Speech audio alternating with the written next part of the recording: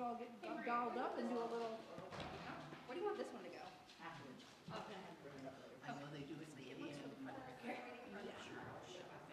good, how are you? CN. I know they do it with CN. I thought I had very graceful. Well, people from Mormons do it at. Oh, it's almost time for that on TV.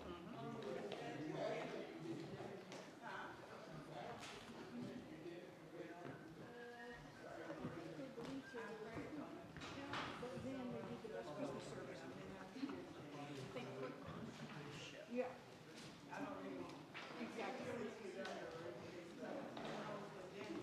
What policies of inclusion are something else to be discussed. Right. I think.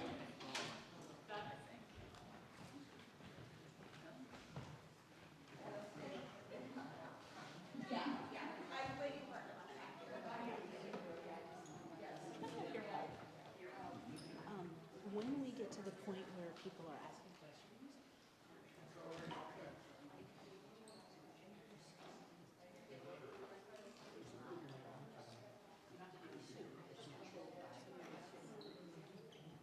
The sound.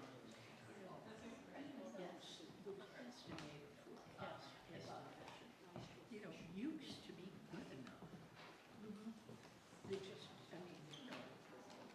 if you're going to have insurance, you've got to have way better than $200,000 a year.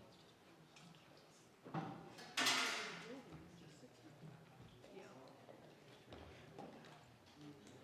St. David's was a very long, 8 years ago. How much? Half of the. all right, friends, we have a handout. Who needs one? Anna? You? Rita?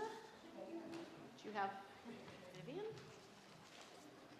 Sharon, do you need one? Okay. You got one?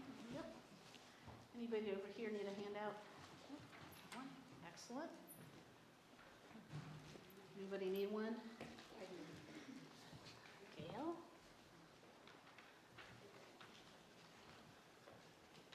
All right. Do you have a handout? There you go.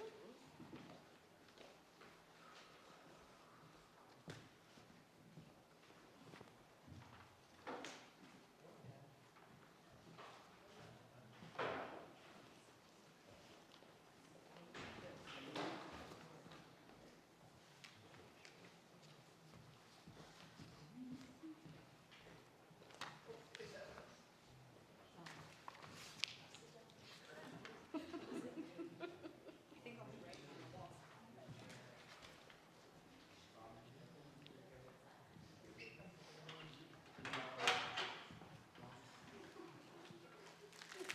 Agree. There's a cup of pens.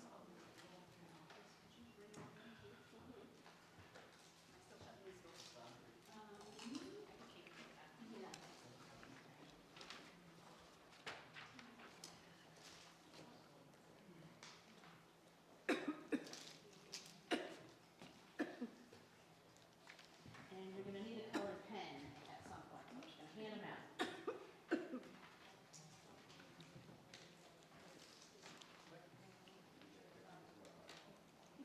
Sorry.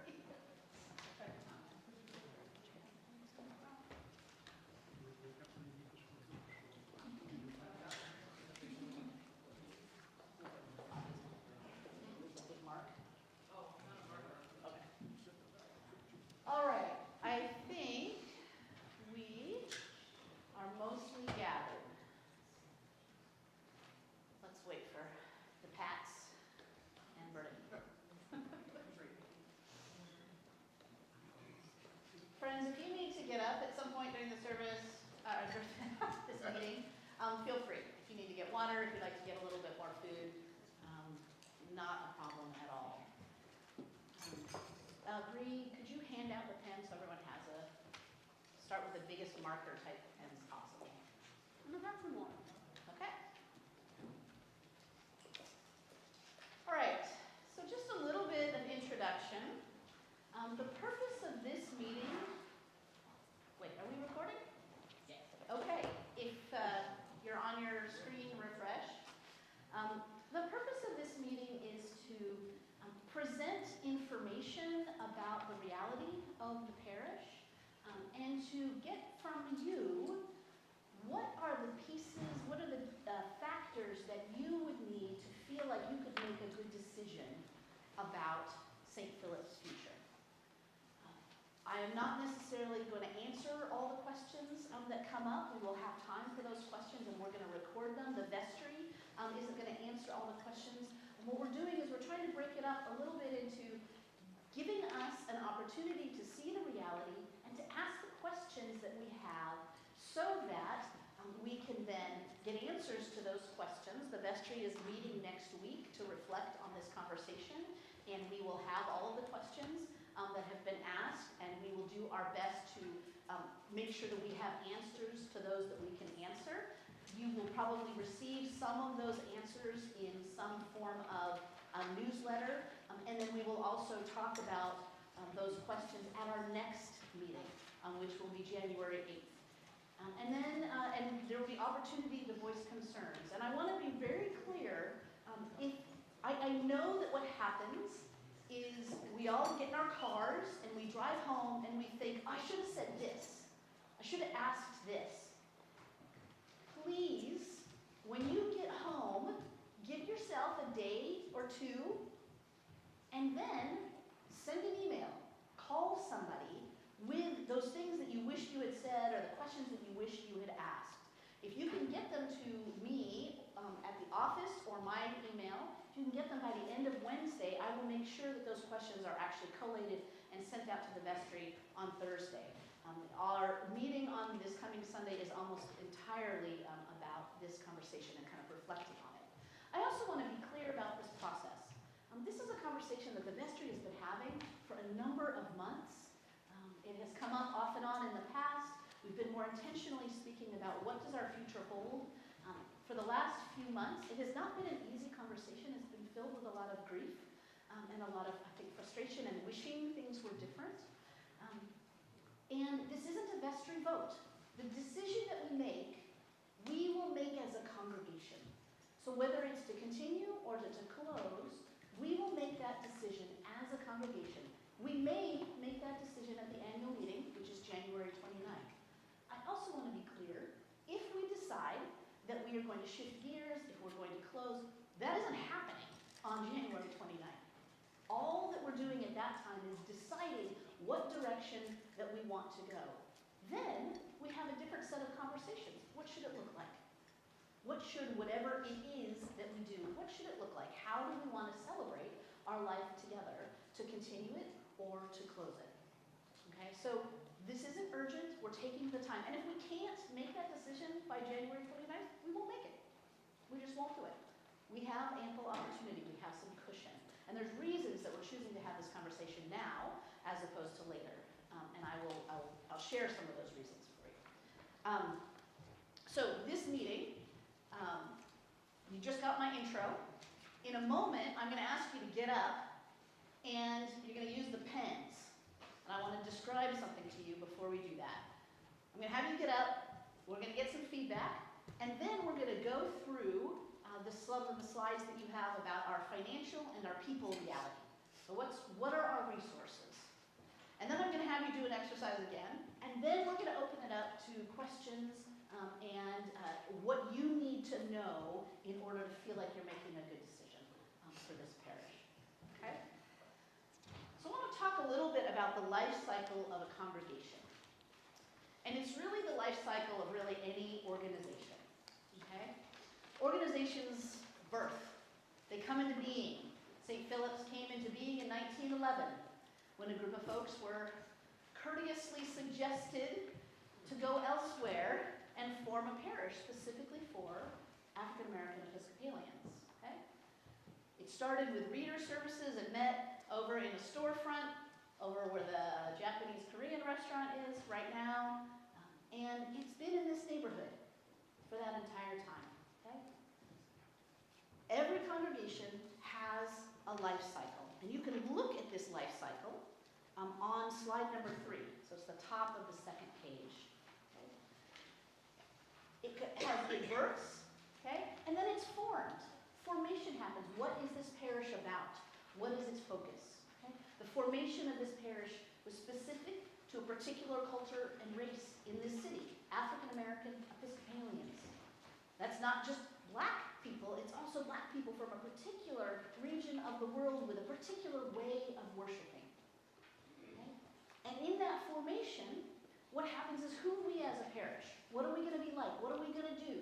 And very clearly, over the years, the formation of this parish is very much about engaging in the neighborhood around it. The stories of being active in organizations that sought justice for all are part of the life of this congregation. It's also a congregation of significant professionals, doctors, dentists, teachers, principals, social workers, okay? A particular slice of the population that is engaged in a professional life in the world around them.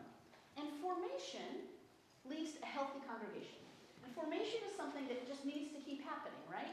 Because the life of God isn't static, either as individuals or as a community. We continue to grow, we continue to form, we shift focus. Sometimes we have arguments and we disagree, and we figure out together where to go. Formation is the lifeblood of a community, and it needs to happen all the time. And every community, at some point, people are like, we got it, right? We've got it. We're going to keep going as we're going. We figured it out. We know who we're for. And things become a little bit stagnant.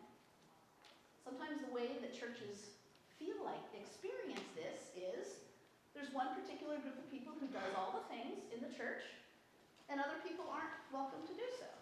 I've heard many stories of St. Monica's Guild, which formed because their mothers weren't all that excited about letting go of the things they got to do in the church. So a way of engaging in healthy formation and preventing stagnancy is saying, okay, moms, that's great, that's awesome. We're going to start our own group. Okay? That's a part of the healthy, normal life of a congregation, and it would be good at some point if moms let go. We all have to do that. Okay?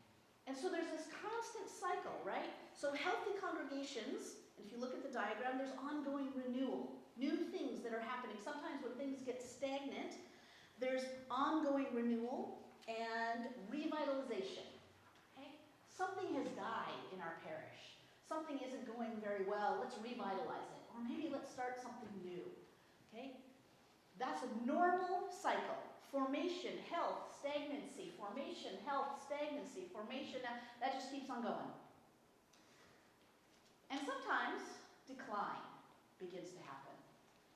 Numbers leave. People leave. People move away. Children, educated and raised here, go on to graduate school somewhere else. They take jobs somewhere else.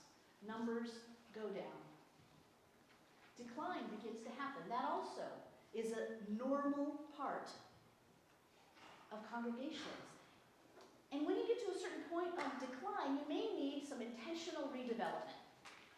What are we going to do? We need to make kind of a more conscious decision about how to change something, how to try something new. I think in some ways the Saturday lunch was a starting of something new, right?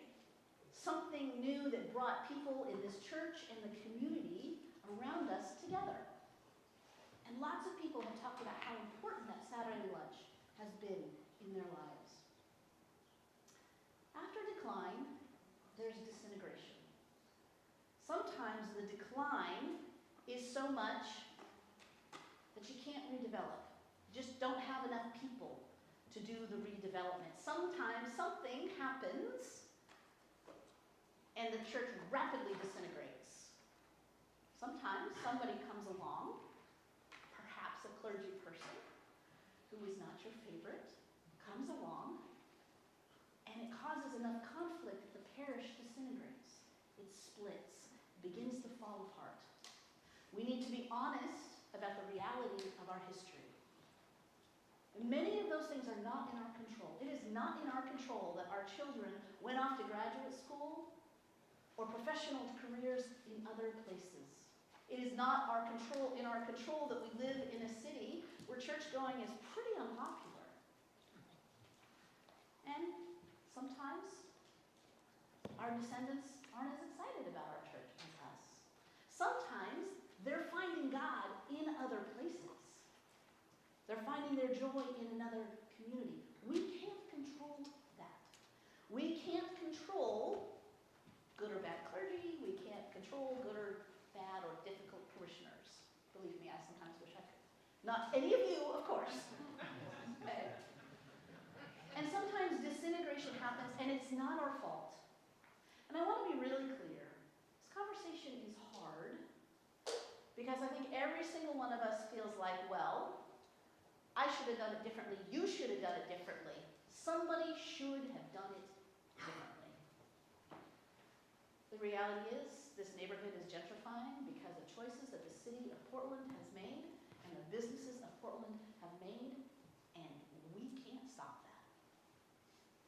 And for all the city wants to do to bring Black folks back into this neighborhood, the businesses are gone. The vital life, the music, the five and dime, the stores where everybody, those are gone. Those things that make a community, those are gone. And those are not in our control. And there's a lot of grief and justified anger about that. And it affects this community. It also is the reality that we live in a world where people are much more mobile, right? People don't stay near home anymore. They move away. There's a lot more transition and change. That changes the community. And frankly, every church is struggling with this. Even the evangelical churches that hear about all the big church growth and, oh, they're huge, you know what? They're actually getting smaller now. There was a peak, and churches are declining. So disintegration, when that happens, there's really only one way to come back from that. And that is somebody from the outside needs to come in. And I think the reality is, I am the person from the outside that came in. So this parish has had part-time priests for a long time. The diocese decided that it wanted to invest in this community, and it brought in somebody from the outside. Let's be honest, I am not a member of this community in the way that so many of you are. And I have loved being here, and I have been welcomed, and I feel very honored and grateful that I have been your priest and that you've accepted me as that. But I think that when the diocese gave us $500,000 a few years ago so that I could go full-time, the hope with that was that it would give us a little bit of an injection for us to revitalize, to grow again. We did not control COVID. COVID nailed us, nailed lots of churches. And so the reality is, I think that we're in a place where we're somewhere in the world of decline or disintegration. And we need to figure out where we're at and what we can do about it, and if there's something that we can do about it. So what I'd like you to do is this chart that you have here, it's actually on this board right here, which I'm going to move to a slightly more central location. And you all have a felt marker. And I would like you to get up if you are able. If you're not, we can bring it to you. And I would like you to draw a big fat circle, dot, where you think we are. Anywhere on here. Just put it somewhere in the vicinity of the word that represents where we're at. Birth, formation, health, stagnancy, decline, or disintegration, or death. Because what happens after disintegration is death. And we think of death as something that is horrible. And I just want to remind you, we are Christians. And so we fundamentally believe that from death comes life. It's not a life that's in our control. It's not a life that we get to decide about. It is going to look way different than what we might expect or want or think is appropriate for an Episcopal church. But death comes to all of us, and resurrection is our hope. So, I'm going to ask you to do this, and just so you know, we're going to do this exercise twice. Once now, and then after, we have a little bit more conversation about some of the specific realities of our pair. So, if you're able to get up, please get up and put a dot on the board. And I will hold this so it does not fall. And everybody stare at people as they put on the dot so that they know who put what where and who get mad at them.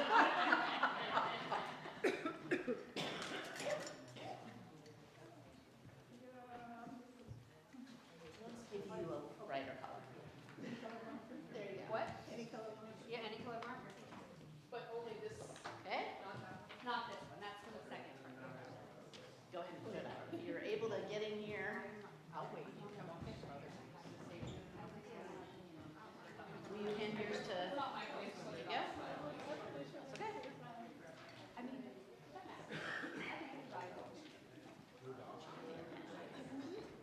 And if you don't have a pen, we've got them up here. valuable opinion. Somebody missing a pen?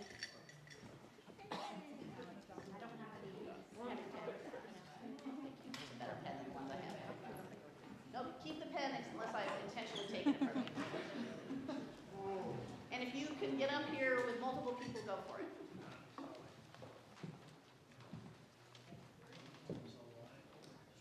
Here, this one might be better. That's all right. Can you? That's all right. You know. Okay. Do you want it? No. On this one? No. Okay.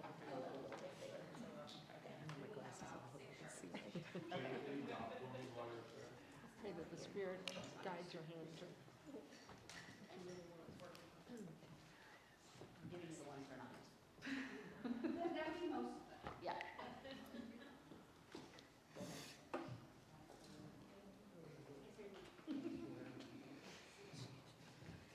One-third the way. I get it.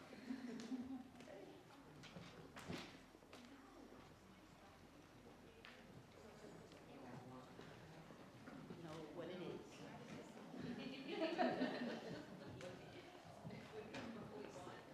I know.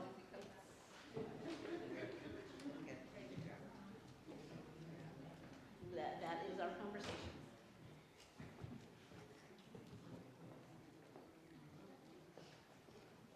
Here you go. Here's a pen.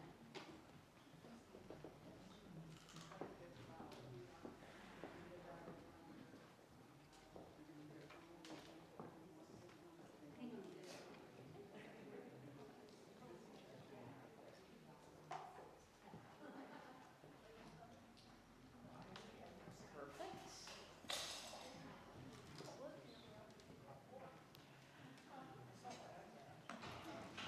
Okay.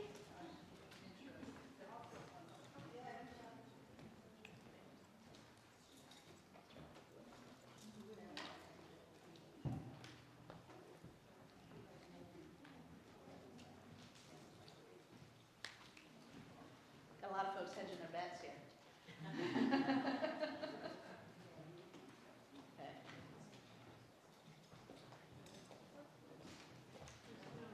Perfect. All right.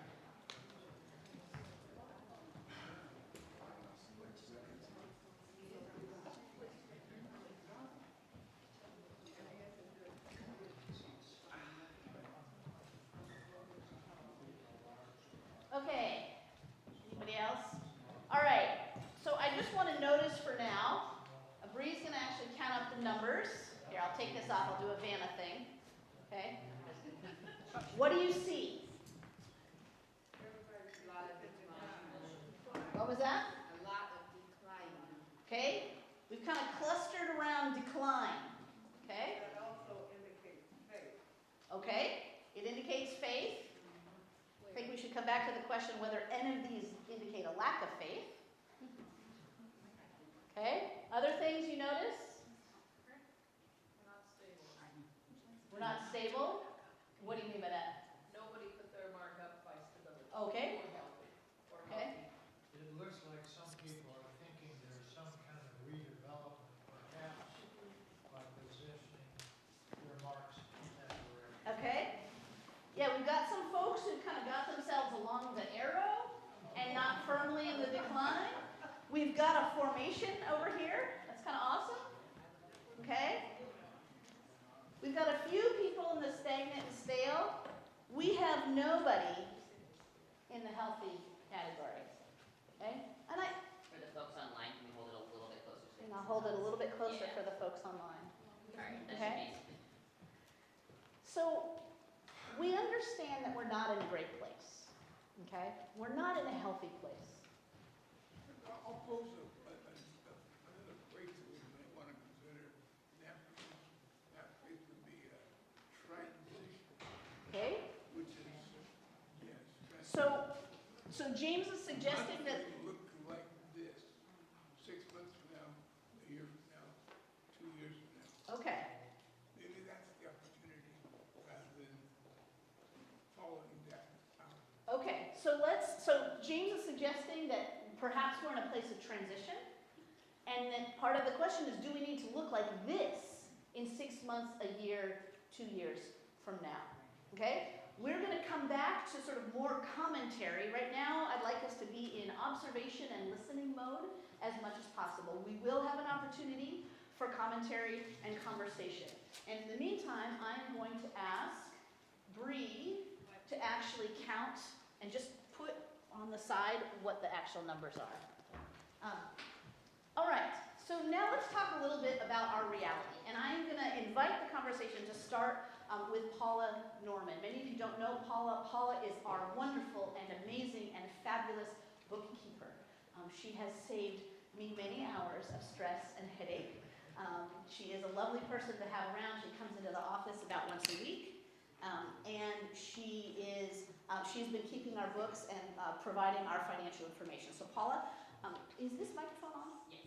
I'm going to have you go ahead and speak to that microphone. And she will refer to slides that you should have in front of you.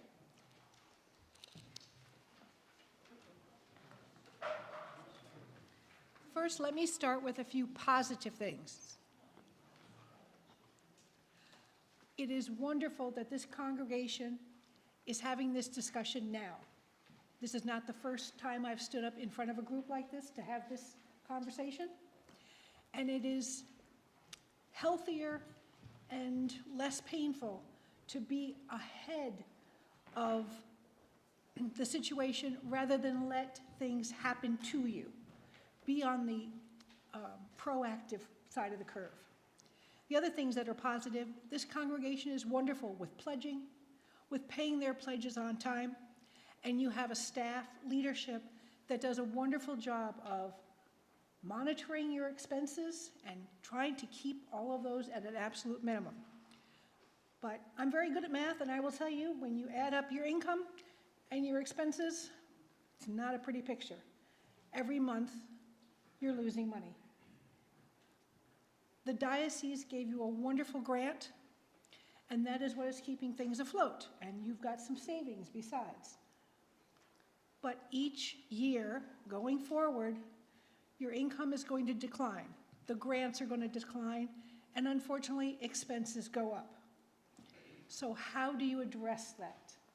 What can you do about it? And so we've put together a few scenarios, because one of the easiest things you can control is your staff pricing. The cost of your staff. The building is the building. There's not much you can do about it. Trying to do as little maintenance as possible on it. So the only thing you can really control is your staffing. So we put together some pictures. And if you look, the first one is showing the effect of continuing full-time clergy. And if you look at the little diagram, it shows that very quickly, if we continue with a full-time priest here at St. Philip, you're beginning to dig into your savings quite substantially, and it starts going down very rapidly to where you are, by the end of 2024, going negative. Does everyone follow that?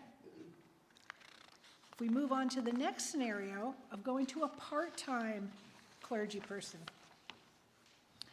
that stretches out the money a little longer. So now you're getting to 2025, possibly, before you're seeing a big decline before you're really eating into your resources. And the last scenario is to go to supply. And for anyone who doesn't know, supply means you don't have anyone who's associated with the parish on a regular basis. You're hiring a priest, someone maybe who's retired or just doesn't have a permanent position to come in. And you have, somebody A here this week or maybe for 2 or 3 weeks in a row, and then you have someone else. There's not necessarily any kind of consistency, but that is the least expensive option. And that allows the church to go on quite a lot longer. And so if you can look at that chart and see where things start going into the negative a little further out in the future. Our next chart just shows our financial assets, where we are now. And, I have a question. sure. For the slides, there's a couple of different lines. There's the dash lines that say after that, and the solid lines. Yes, the investment assets. Can you yes. explain that? One is our liquid assets, in other words, what money we have coming in right in the checking account. And then, then we're talking about, that's the solid line, if I remember correctly. And then we're starting to go into the investments. Do I have that right? Because sorry, I was out of town and I have, Yeah, the solid line is what we have in our bank account that we Yeah. can spend at will. The dotted line is our investment accounts, which are actually controlled by the diocese. They're in this, on the financial assets, they're the things referred to as the Pax World Mutual Funds and the U.S. Bank Diocesan Investment Funds. Those are investment funds, so that value depends entirely on the market, and those are funds that we actually have to have a discussion with the diocese to withdraw, but they are our funds. so we're going to go through, of course, you're going to go through your more readily available funds first, and then start dipping into your investments. And depending on which option for clergy, depends on how fast we get there. The slide that shows our financial assets, our grant has not come through yet this month. It should come very soon, but this is where we stand now with a little less than $250,000 on hand. And I think that's about all. Are there any specific questions that you have regarding just the information? Not a big conversation, but just for clarification. Rachel? Looking at the solid line between full-time clergy, part-time, and supply, Mhm. is that the same number? Am I reading it right? What do you mean, is it the same number? Well, okay, so part-time clergy and supply clergy, I guess there's a little bit less, so the supply clergy would be a little less, but it's almost right under 150. Yeah, so basically, the interpretation of the chart is if we stay with full-time clergy, at the end of 2024, we will be completely out of any liquid assets, and I think by the next year, we will be out of any investment funds. Full-time clergy, part-time clergy just extends that out really only about a year. Okay? Okay. The charts are pretty, and they just give you the visual, but they're not quite as detailed. I could certainly provide you a much more micro It looks detailed like chart. they're almost at the same spot, but Yep. the dotted line going down is. Yeah, yeah. I Margaret? think that maybe what really hits me and probably everybody else is how much costs have risen. And we used to think of the church as being kind of static, got along just fine on what we were making. But the times are changing and we have no control over them. And the one thing you do have control over is your clergy. Okay? I mean, that's why, because to be blunt, clergy costs, my salary is by far the most substantive expense of the church. The other thing I want to be very clear about is none of these figures include doing any significant work on the building, which needs significant work. And we'll talk a little bit about that. But any other financial, just for clarification, questions? What do I, no, we're on here the same thing about our clergy income. Uh, Did I miss it's not, oh, you're right, I don't have a line item for pledges. What I can say is that we generally, people pledge somewhere around 57 to 58, and we get around 60 to 63. So some people are giving money that aren't pledging. Every year, our pledges have gone up, even as our pledging numbers have gone down, which says something about the generosity of all of you. And I think the confidence that you have and the joy you have in this place.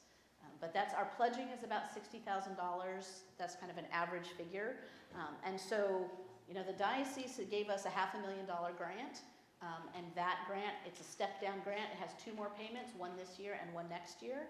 And then after that, it's entirely up to pledges. And Paula, what was the figure that we would need to bring in to maintain full-time each year? Do you remember?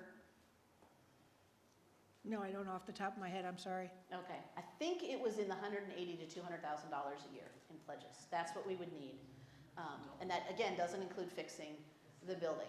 60,000 is how much we're bringing in. And 60,000 is how much we're bringing in each year currently. And if you want to put that in terms of people, the average person across the U.S. who pledges to a church is about $2,000 a year. So if you're talking about needing 180, you're talking about needing 90,000 people, or 90 people, excuse me, 90 people Yeah. to show up. So that helps you kind of feel how, Or someone what's who could realistic. pledge, $8,000 to $9,000 a year. Yeah. That's Yeah. cool too. Yeah, Janet. Does this clergy also include admin and bookkeeping and any other? This is actually just fudging the clergy number.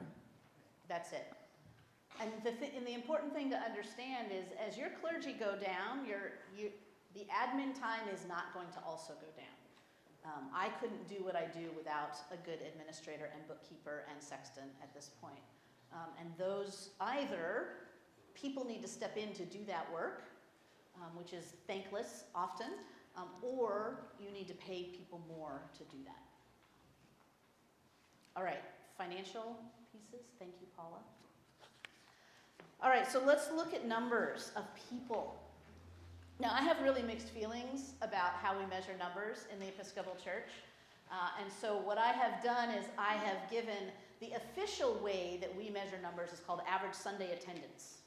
So whoever's here on a Sunday, that means if you're doing things in the church that are not here on a Sunday, or you're not here every other Sunday, that average number goes down. But that's the official measure of how the Episcopal Church measures sort of the success of a congregation. I don't particularly care for that, but it is what it is. Are you counting those persons who subscribe to YouTube or? Only if we see you as an active subscriber. So you have to be on it on a Sunday. Watching it later actually doesn't count. During service? Yes. And the count is down there at the bottom? Yes. And so our average Sunday attendance, so what I did is I gave you 2019 because that's pre-COVID. We were at 37 people. 2020 hits, 2021, we stepped down with Zoom, and now this year, we've been in person the whole time, our average Sunday attendance is about 24. Okay? That's 13 down, which in a small congregation like this is a lot. Okay? And a lot of that is because many of you, there's far more active membership. So if you look up at the active member line, which is the first line at the top, we have 39 active members. And the way that active membership is defined in the Episcopal Church is also fairly strict. You have to attend the Eucharist 3 times in a year, and you have to give money. I fudge the money part because I have mixed feelings about money as a criteria of membership. So there are some here who are unable to give money, or maybe you put it in the plate and I don't know, but you receive communion, you're a participant in the church. That makes you an active member. So if you compare the active members versus Sunday, what you can see is we've got 39 active members in the church, but only 24 come on average because, frankly, people don't feel well. You get sick. You stay in bed because your legs aren't working very well. That happens, and that difference is often a little bit more stark in older congregations because you just can't come to church every Sunday. I also have included some other numbers because I don't like how the Episcopal Church measures membership. So what we have is attenders. If you are a regular attender of this church, but you have not been confirmed an Episcopalian, I don't know that you're pledging, and you have not necessarily received the Eucharist 3 times, I still consider you a vital part of this congregation. Okay, so you can see that we have, we've got somewhere always between, 5, so folks really dropped in 2020, first with the pandemic, but we generally have somewhere between 10 and 12 folks who are active parts of our life together. They just aren't technical members, so I can't count you, okay? Inactive members. So I tried to ignore the drop of our inactive membership for the last 2 years because I was like, I'm just going to leave this alone. So you can see that in 2019, 2020, and 21, we had 9 to 7 inactive members. These are people that are technically on our rolls, that are a part of the church, but have not been attending for whatever reason. This year, I was a little bit more honest with the numbers. So if you have not been to church and received the Eucharist here 3 times and are giving money, there's some folks who have not received the Eucharist but are giving money because you haven't been able to physically attend, so I'm still fudging it just a little bit. People have been moved from active member status to inactive member status. So you can see the change from 39 active members, so you can see the change from 7 inactive members last year to 28 this year. Okay, that's big. And you can see the shift in the numbers from active members. We had 61 down to 39. That's because we just haven't had people come back after COVID. And I want to be really clear. This isn't a lack of faith. It isn't a lack of love for this community or the neighborhood. It's because people's lives have changed. People have needed to go elsewhere or they've needed to stay home. Perhaps they found another church community that meets them where they're at. And that has consequences. That's just reality. But I want us to be really careful because it's going to be really easy to say, well, if so-and-so was here, if this person showed up, and that isn't going to help us at all. Because the reality is God is everywhere, and God is working in all things. And sometimes people aren't getting their needs for God met here because God is meeting them somewhere else. Sometimes they just can't get here. God is meeting them somewhere else. That is what faith is. Faith isn't assuming that God is always here. Faith is assuming that God is everywhere and working in all of us. Okay, so hold on to that because that's hard news. But what that means is the able-bodied, active participation in this congregation has dropped. And many of us who are actively participants aren't actually terribly able-bodied, right? And that's also okay. That's what happens. But what it means is there's a lot of things that we can't do or don't do because we just don't have people who have the ability right now in their lives where their bodies are at to do those kind of things anymore. It's hard. Okay? And the congregation isn't about the money. The money is often the thing that drives the conversation that makes us finally be like, oh, wow, we can't pay our bills because, someone's going to come after us if the money runs out. Nobody comes after you if there isn't much activity in a congregation. But it's actually the people that make the church. It's not the building. It's not even the liturgy that we do. It's the people that make the church. It's the people that make the community. And we need people. We need people to love one another and rejoice in one another and celebrate with one another. And that has diminished. Having been your priest now for almost 5 years, what I want to say is this congregation is filled with people who love this community. It is filled with people who, if they could, would do more. When I ask for something specific, when I say, let's do this thing, I can always find people to volunteer. What I can't find are people who want to come up with an idea and run it themselves. What I can't find are people who want to engage me in shared leadership and say, wow, that's a really good idea, but here's this thing that would make it better. Or, wow, that's a terrible idea, Maria. How about we try this other thing? That doesn't happen here. And I think a part of why that happens is we're tired. We're tired as a congregation. We want Sunday morning, and we want Sunday morning to be beautiful, and believe me, so do I. But that part of what makes a congregation vibrant and energetic, that part that keeps us in constant formation, is the shared participation of all of us. And we just aren't able to do that in the way that we used to do that. And that's never been true while I've been here. And that's hard.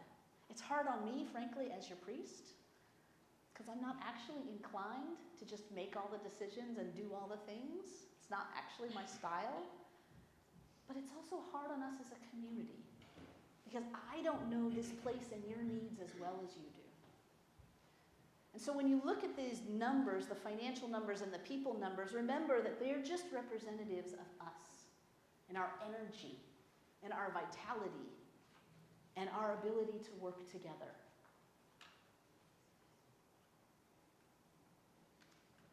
Any questions about that? Just about the information? Because I'm going to have you get up and do this exercise again.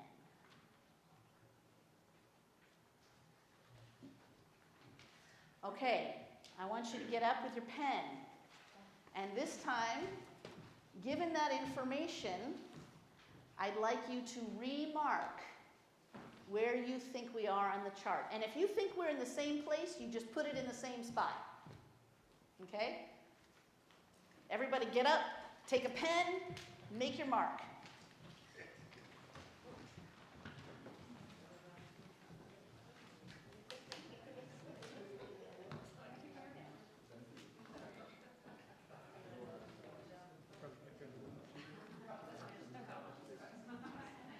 Okay. Yeah, I don't think so.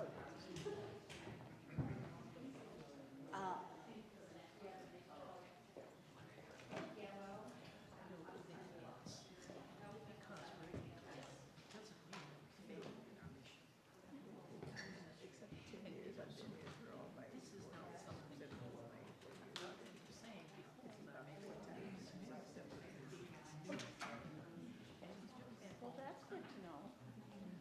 Change is one thing. Because when I came here, it was on the, it was on the.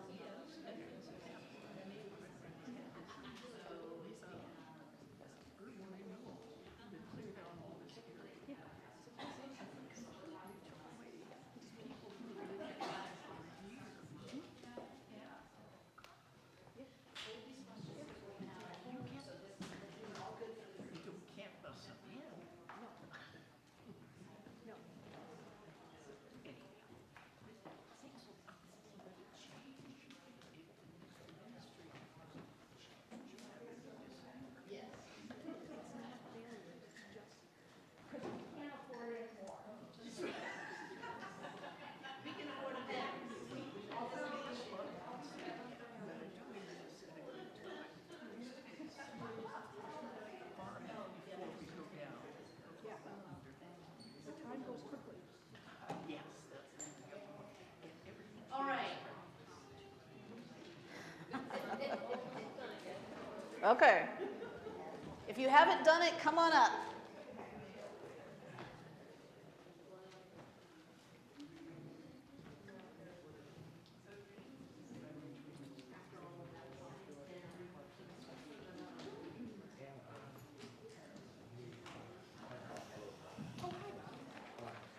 Recognize the name. I regularly check in my bank check. And I was surprised when I suddenly got credited back for the amount of a check. And it said it's a credit from St. Philip. And so when I checked into it, what I found out was that the September check was never cashed. And so they credited it back. So if I knew you were going to be here today, I would have promised. Okay. I've got a replacement check. I'm as good as you get. I may need you to hold the microphone. Thank you. I didn't want to just put it in the offering because I'm a little, I don't exactly know how reliable the transmission is. The bank will usually tell me that. Thank you. They told me, if I give you back, after 60 days. Keep talking. Okay, we'll keep talking. Times checks don't. I'm going to leave it. We do a quick count. Okay, that's fine. Okay, here, I'm gonna count yours. And you'll see the note, you'll see the check, and then if you find the other one, Yep. Yeah, did you give me the I number? can't, wow, okay, so Okay, it was the September check. I will keep an eye on it. Thanks for telling me. Nice to meet you. well, okay, so we've got 4 here. And in here we have 1, 2, 3, 4, 5, 6. I combined these two. Yeah, I'm just noting the spread, because that's actually a shift. I think it's about the same. Yeah, there's more down here. Well, let's see. Yeah, you combine differently. Okay. All right. Do my Vanna moment here. That's the comic relief you get right there. That was it. Okay. What do you see? I have a question. Okay. I see a lot of dots on decline. Do those people mean going to disintegration? And my decline is on the line, like whatever it said. Redevelopment. Yeah, that's Okay. what I'm declining to think about things. Okay. So I just wonder the other declines to disintegration death. Okay, so I have a question. For those of you who put your dot somewhere under decline but not at disintegration, how many of you are hedging your bets? You're just not sure, but you kind of think you're going somewhere. Just hands up. 1, 2, 3, 4, 5, 6. Okay. Wow. Okay, so big change is we've shifted where we're at on the line. Nobody, is that right? One person is ready to say that we're moving from disintegration to death. Okay, okay, they're not going to raise their hand. You don't have to admit this. Okay? There's a certain amount of anonymity here. Okay. No, it's not. It's not. The dot is here. Okay? We have a whole cluster of folks who are somewhere in between the decline and disintegration. That's a shift from our previous. And honestly, I appreciate that you are willing to do this. And I appreciate some of the shifting, because I think it's important that we have this conversation based in reality. In the reality of who we are and what we can do and what we in this room are willing to do. This can't be a conversation about what might happen and who might show up in the future. The best we can do is make a decision based on who and what we have now. That doesn't mean that it couldn't change. It does not escape my notice. You're clearing the gutters. Oh. Huh. I'm like, huh. thought it was God knocking on the door. Jesus is knocking. It does not escape my attention that the moment we started having this conversation, some newer folks started showing up. Okay? Now, whether those folks decide to stay and what that looks like and the kind of place that will feed them is a different conversation. And we're going to have that conversation, believe me. And I also want you to know that I am in active conversation with the diocese. I have been for a number of months at this point, and we are trying to think through options. But we as a congregation, we need to make a decision about what we can do now. So, the goal of this meeting is not to answer a lot of questions, but it is to get your questions down and your concerns down so that the vestry can have a conversation, so that we can come back as a congregation and have the conversation again. So I have asked Bree to write down, and we're going to close the back doors because, you know, we have this lovely stuff stuck to the doors. I've asked Bree to just record the questions that we have, and the real piece that what I would like from you is, what do you need to know? Actually, let me pause. We're going to do this in two parts. I'd like to hear how you're feeling.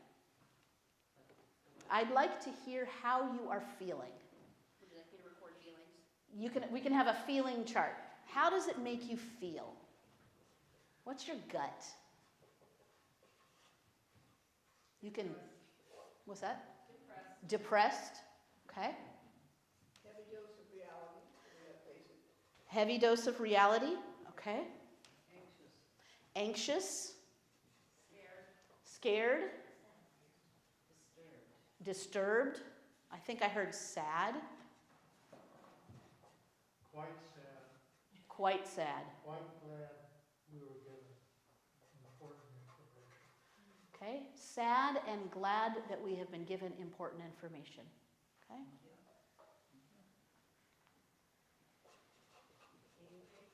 Angry. Did I hear that correctly? Yeah. Okay. Yep. I'm going to say relieved. Okay. And I say that because this is something that the vestry has been dealing with and how we share with the congregation. So we've been carrying the burden of that. So I feel relieved that we should put it out there now so everybody can help carry it. Thank you. I feel hopeful Okay. that this information has gotten out and that everybody, as many people as are here, had the opportunity to go through this. Okay. So relieved for those of us who've been having this conversation for a while that we can now have it a little bit more openly. Believe me, I have not had a single Sunday service when I have not, in the middle of the service, thought, oh God, this place might not be here in a year, and that just breaks my heart. And I can't say anything yet. And so relieved that it's out there and we can have a conversation together. Hopeful that it's out there. You know, the story of building your house on sand. We don't build houses on sand. We need to assess. We need to think about it. God gave us brains and abilities so that we can make realistic decisions. Okay? Have there been ideas and conversations about what to do to grow the base of this congregation? Of how to reach out to all kinds of people? Okay. You know, it's historically an African-American church. Uh-huh. Has there been outreaches to African-American communities, new people Okay. coming into the, not to say that it should remain as a quote-unquote African-American church. I think it's wonderful and necessary and Uh-huh. positive, but it's not. But that we must reach out to all kinds of people Okay. and on a regular basis to see and invite them to come in and to have maybe events where we can all participate and invite Okay. them to come in and see who we are, what we do, and how we do it, and that we are, you know, really interracial,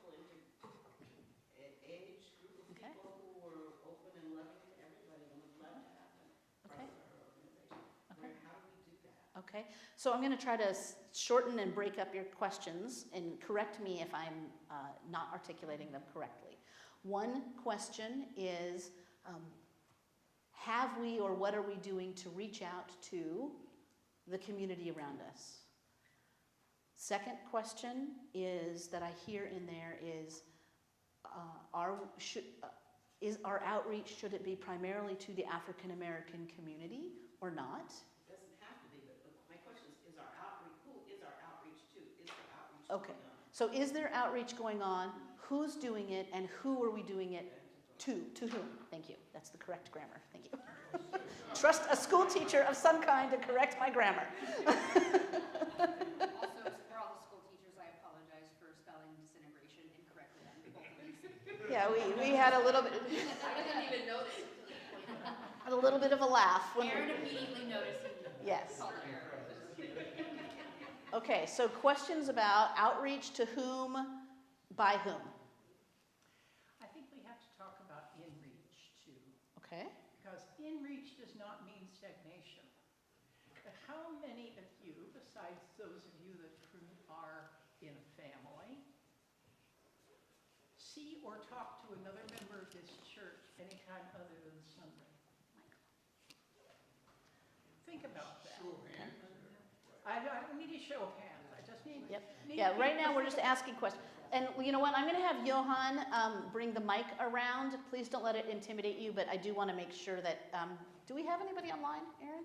Yeah, we have 2 more. Okay, I just want to make sure online folks, hello, can actually hear the question. So Margaret, can you summarize your question again? The question is, what do we do to strengthen ourselves as a community, to strengthen one another?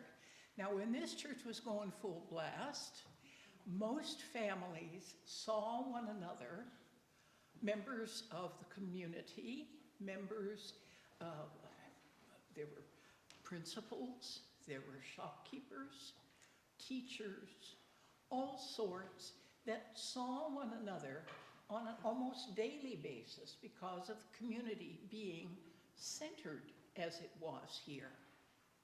But now so many are gone. How many of us talk to another member of this community at least once a week? Other than they're part of your family. Now the point is, I don't need a show of hands. Yeah, no show of I need you to hands. think about it. Yeah. We have been abjured by the evangelists, by Paul. Love one another. See how these Christians love each other. How they take care of each other. How many of us are living alone and do not get a phone call once a week.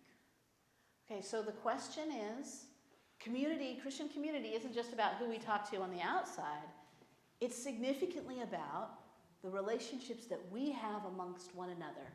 And I will be honest with you, I think that is actually the core of what makes people on the outside want to come and join us, is the love and the joy that we share amongst one another, the mission and the vision and the hope and the action that we share amongst one another.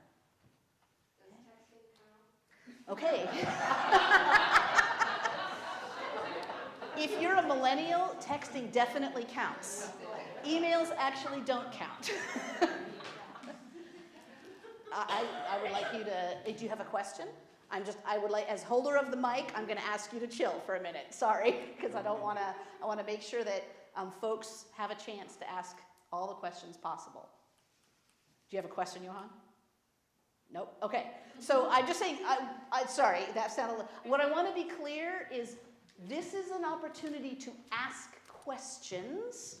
Okay, I want to be careful that we're not scolding or shaming one another. Hi, I would like to hear a discussion of what this parish would like to see happening that it's not happening now. Okay. Great. So what would we like that isn't happening now? Great question. Okay? Other questions?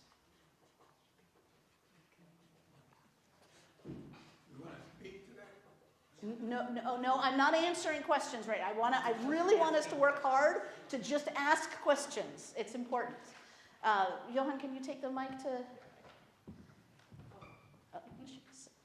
Is there any ongoing outreach to the community, and what communities are mutual communities, Okay. to bring people in here to tell them who we are, what we're about, what we could offer, Okay.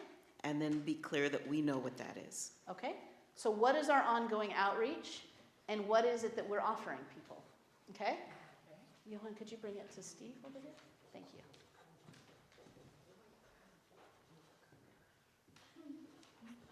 I know this sounds crass as far as a church is concerned, but we should also be concerned about going to different places, even advertising in Facebook, even advertising in different places about the church and about the people and what we do, because people actually look at those advertisements and they look at those things, and they actually make their decisions reading that. Seriously, they really do. And if we could have certain people come on Facebook, let's say, and just like do a little speech or whatever, just to see their faces. We're right here. If you're looking for a church, come on down, whatever. But seriously, and advertising works really well in that sense. And I don't want to sound crass by saying the word advertising, but at the same time, then we need to get it out. Okay, so what kind of social media and marketing are we engaged in? That's a great question, okay? And churches do need to market. There's nothing crass about that. Other questions?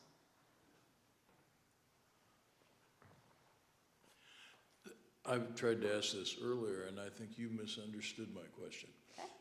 If, at a minimum, I can come 3 times a year and help you statistically with the diocese, that's what I've understood today's meeting to. That's what I learned. How much money? Not how much money do you need, not how much money do I have to give to save the church, but how much do I have to give so that you could tell the diocese we have a new member? So the way that membership, and this is what I was trying to get at the difference between the official Episcopal membership numbers and what I actually think what makes you, in my mind, a member of this congregation. To be an official member, you have to be baptized, confirmed, that was Orthodox, wow, my brain just flipped. Baptized, confirmed, and a receiver of the Eucharist 3 times a year and give money. You could give $1 and be a member of the church. Those are the strict rules on our canons at the national level. I do not take into account money as membership. I want to be very clear about that. I object to that as a criteria of membership. I absolutely think that we need to steward our communities, and one of the ways that we steward our communities is by sharing our money. But that number, the active member number, that could change if more of you show up for communion 3 times a year and you give money. That number isn't what makes this congregation a place of joy, a place of life, a place of community. Or a place with a future. Or a place with a future, okay? It's not what makes it family. For us to survive, as things are with the current full-time, we would need $200,000 a year, approximately, okay? And that means that if we have 30 people at this church, I think I just did the math, it's like $6,000 or $7,000 a year. If we have 90 people, it's $2,000 a year of pledging, per average, per family. That's just money-wise, that's what we would need. This church has made many different decisions in the past about, part-time clergy is actually more the norm at this parish. You've lived with supply clergy as well. Does that answer your question? And this isn't, and just also to be clear, this is not a decision that the diocese is making at this point, okay? The bishop has not called me and said, I think you might need to close St. Philip. This is a decision and a conversation that we are happening. The diocese has made that decision before, but it is well down the path of where we're at this time. Bob? As I sit and listen, I have several comments, but this is not the comment time. I also Yes. have a question. And that question is, in this area that we consider to be, to use a crass term, our market area, but our neighborhood, what is it that the people here, the people who are here now, not the people who used to be here, but the people who are here now are yearning for, and do we have the heart to extend ourselves to offer that to them? That's the question I'd want to ask. So what do our neighbors yearn for? And do we, people sitting here, have the heart to extend that to those who are yearning around us? So that's a two-part question. Question? Go ahead. I have an acknowledgement. This past June, I had a concussion and I had dislocated my jaw. And, you know, that was like probably one of the worst summers I've ever had in my whole life. Yeah. And I just want to thank the vestry for reaching out to me and sending me a card. I mean, that felt like church, and it felt like that was really heartfelt for me. And I think that outreach, not just to the community, but just to each other in here, has been a huge missing for a long time. And I just want to know, how do we get that back? Okay. So how do we reach out to one another? Okay.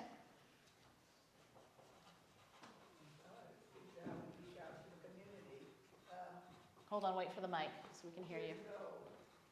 About the 19, I can't even remember when I came Take the back mic. Thank I you. can't even remember when I came back here now. No, it was 1993. And when I was talking with the congregation and people wondered who lived around here and what did they want, sort of the same question we're asking now. And my response was, why don't we go out and knock on their doors and see? Okay. And the first response from the congregation was, we can't do that, we're Episcopalians. Okay. I've heard that. And so I said, well, we're going. And we went out, we knocked on doors, and then after they came back and talked to the people, they discovered that the people in the neighborhood, that's when the gang thing was really going around the streets. People said, we don't have anywhere to send our kids. So the congregation decided, we'll have an All Saints party and we'll invite them. And some of those people are still here as a member of this greater congregation. Okay.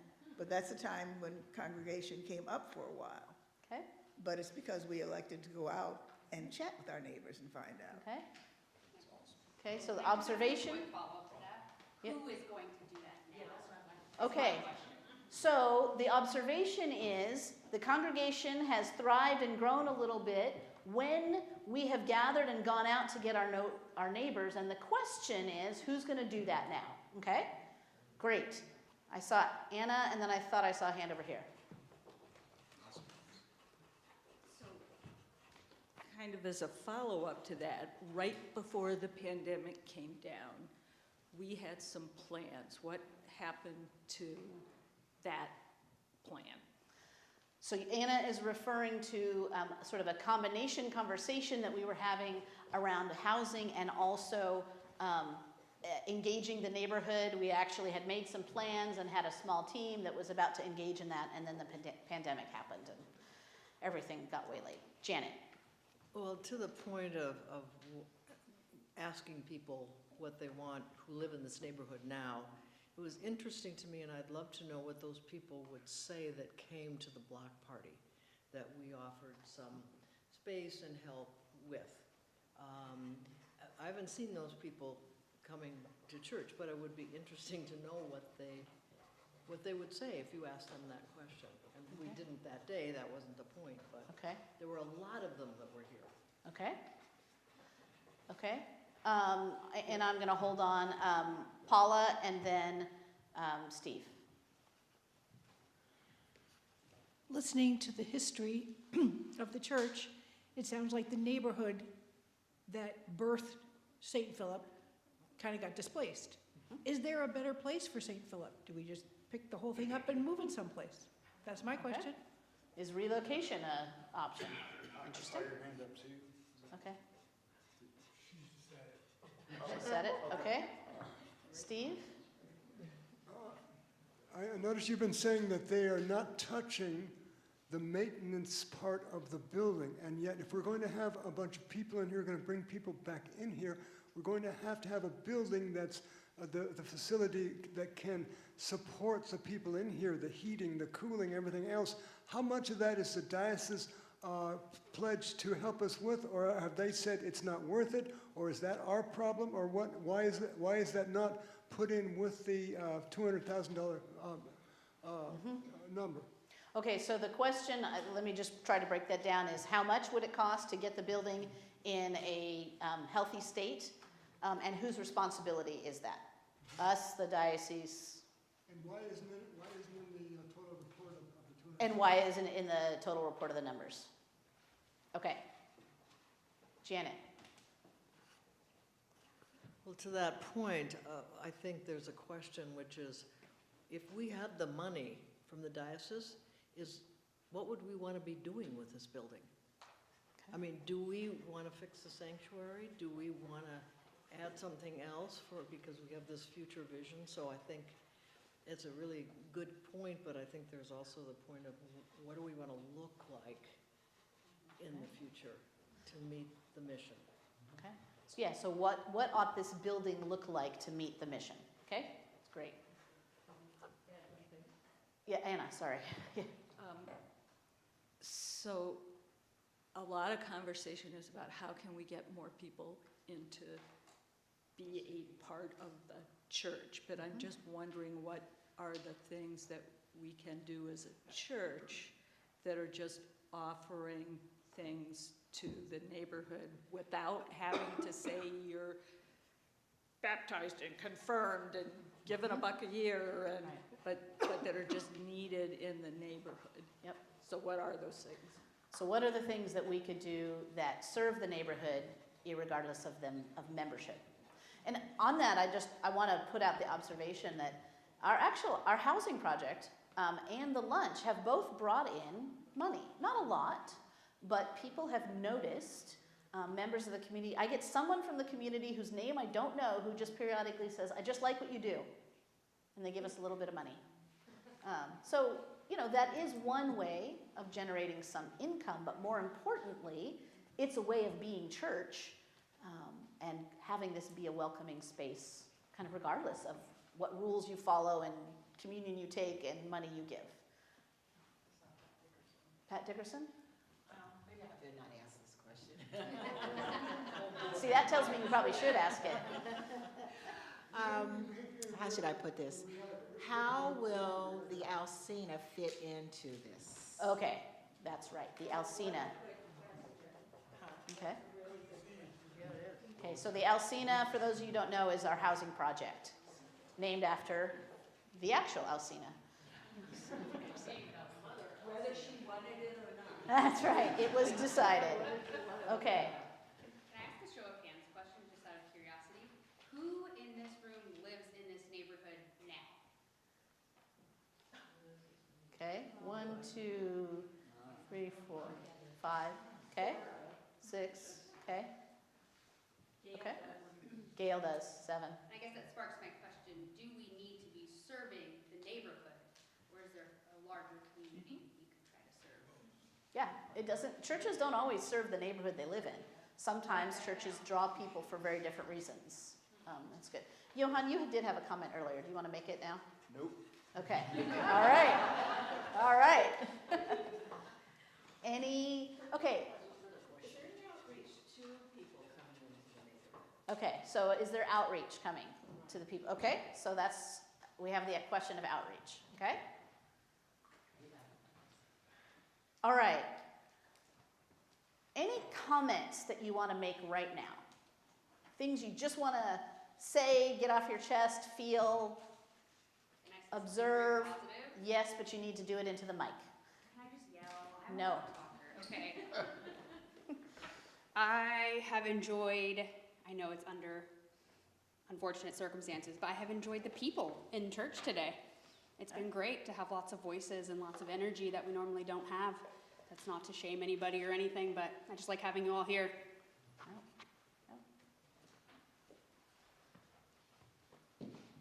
have something. Did you want to say something? Nope.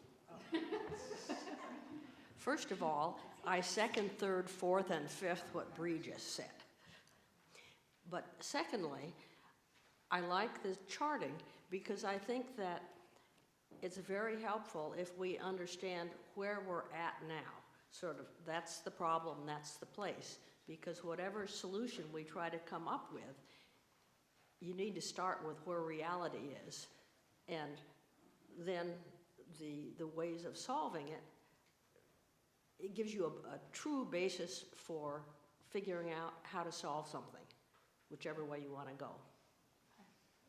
And so I think that looking at reality is very important. Rachel. Well, it is nice to be here today, and thank you everyone for being here. I've been a member of this church on and off for years, and a lot of people have gone before. I mean, they're gone. I look around at some of, like I look at Pat Walker, and I remember her mom, and you know, I can remember your mom. You know, it's like generations of people here. And so I've looked in the last few years and said, well, here's the reality. This is an older congregation. Some of the founding members and the energy, some of those people are still there. I mean, I look at my two Pats over there in Margaret Heil, and you know, there are people here, Vivian, who raised me, right? And that's what this community is for me, even though I don't come very often. So in my heart, I think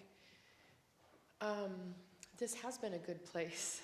Mm-hmm. And are we getting to a point where we have to really look at it through a new lens, or really think outside of the box and figure this out? Because there have been many great people who have gone on.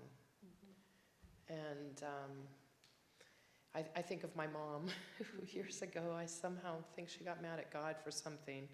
Maybe her true nature, questioning all the time. But Margaret, when you say we need to connect with each other, and I think of James Walker calling my dad yesterday and making sure he was coming, and this is really deep roots for me. Mm-hmm. And Anne-Marie, who was across the river and a family friend, this is now her home. Mm-hmm. So thank you everyone for welcoming Anne-Marie. So I don't have any solution or anything. I am very sad. Mm-hmm. But I also have seen kind of the up and down nature of this church through the years. I've seen it come alive again, time and time again. And I'm a third grade teacher, and I talk about Vanport, and I think of African American churches that have been around for over 100 years. And I don't want the candle to be extinguished. Mm-hmm. And I don't know how else to say that, but thank you for always loving my family. Mm-hmm. Thank you for marrying me to that crazy guy that I married. I mean, so, and I'm sitting here thinking, like, if this church goes down, like, who does the service for my parents? I know it's really strange, but I've got a lot of mixed feelings here. And so I guess thank you all St. Philip's people for being a part of a great community for years. Thank you. So friends, on that note, why don't we end? Take some time to sit with this, sit with the grief. I think regardless of what decision we make, there's grief in this. It isn't what it was something beautiful. I don't think the Spirit is done working. I also don't think that the work of the Spirit necessarily means that we should stay open. I think that's what we're discerning together. I know the Spirit is active in this place. People have literally walked into the doors and told me that. I'm sure of that. What it means for our future is what we need to discern together. So sit with it. if the questions that we have up here are not, you didn't get your question asked, feel free to call, email, text, carrier pigeon. The vestry will be meeting next week to talk about this, so get it to us as soon as you can. If you have a rant or a tirade, send it via email. Please don't call me. I do much better if I can read your rant and then take a deep breath. Okay? But if there's a story you want to share that is about how beautiful this place is or was, then please do so. All right, friends. I'm going to bring it to an end. Anything else can be said again via email, via text, via conversation. But I am now going to bless us out. So friends, please stand up.